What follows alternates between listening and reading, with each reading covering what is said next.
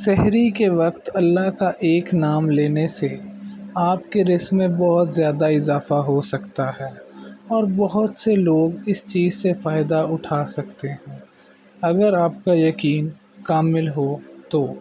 پہلی بات تو یہ کہ رمضان کے فرض روزے سب رکھنا لازم ہے۔ اکثر لوگ صحت مند ہونے کے باوجود فرض روزے چھوڑ دیتے ہیں کہ ہم روزہ برداشت نہیں کر سکتے۔ یہ سراسر غلط بات ہے کہ روزہ ہر انسان پر فرض ہے اور جو انسان روزے رکھے گا یہ اسی کے لیے فائدہ مند ثابت ہو سکتا ہے۔ سحری کے وقت اٹھ کر یا باسطو 21 دفعہ پڑھ کر اپنے پر پھونک لیں اور اپنے گھر کو چاروں نکروں پر پڑھ کے پھونک دیں۔